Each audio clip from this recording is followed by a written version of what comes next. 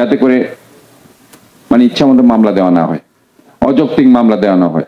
মালিক শ্রমিকদের বিরাজমান সমস্যাবলীর কার্যক্রম সমাধানের জন্য 11 দফা দাবি আদায়ের লক্ষ্যে লক আউটের মাধ্যমে 48 ঘন্টা গাড়ি কর্মসূচি বন্ধের ঘোষণা দেয় চট্টগ্রাম জেলা প্রাইম মুভার টেলার শ্রমিক ইউনিয়ন। উক্ত কর্মসূচিকে ঘিরে চট্টগ্রাম বন্দরের সার্বিক কার্যক্রম নির্বিঘ্ন রাখতে আজ সার্কিট হাউসে চট্টগ্রাম সিটি কর্পোরেশনের মেয়র ডাক্তার সাদাত হোসেন এক জরুরি মতবিনিময় সভার আহ্বান জানিয়েছে।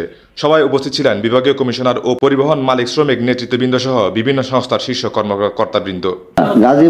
গাজীপুরে তাদেরকেও ওইভাবে ইনফর্ম করতে হবে।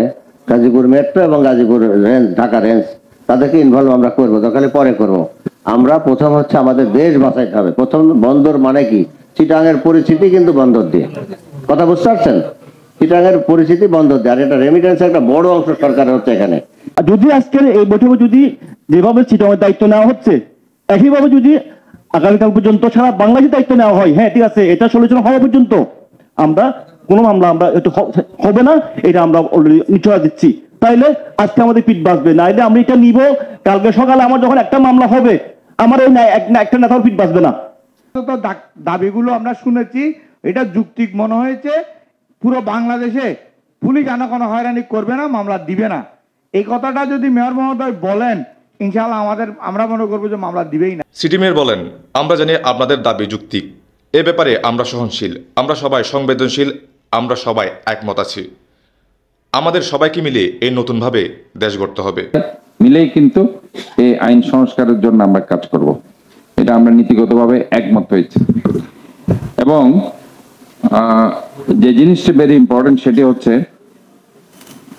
যে বন্দর আমাদের আসলে মূল অর্থনৈতিক চালিকা শক্তি, এটাকে যে কোনো ভাবে আমাদেরকে রক্ষা করতে হবে।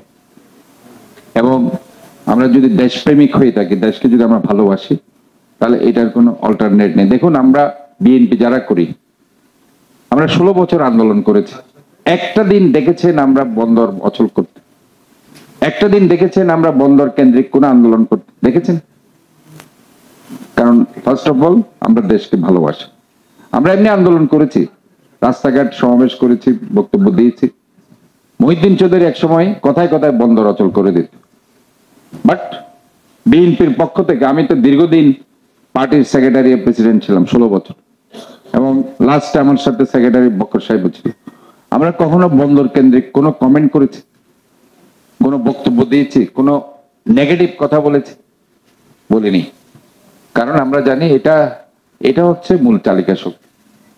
কাজে একটা দেশ যখন 24 লক্ষ কোটি টাকা দেশ থেকে একটা গোষ্ঠী পাচার করে নিয়ে গেছে, দেশে আর কিছু নেই। আমি সামান্য আমার এই যে সিটি কর্পোরেশনে আমি গতকালকে বলেছি মন্ত্রী উপদেষ্টার সামনে, 1600 কিলোমিটার আমার নালা খাল আছে যেগুলো আমার পরিষ্কার করতে হবে। আমি 100 কোটি টাকা বরাদ্দ চেয়েছি, 5 কোটি টাকা দিতে পারে নাই। 5 কোটি টাকা এখনো বরাদ্দ দিতে পারে নাই, বলেছে দিবে, দিতে পারে নাই।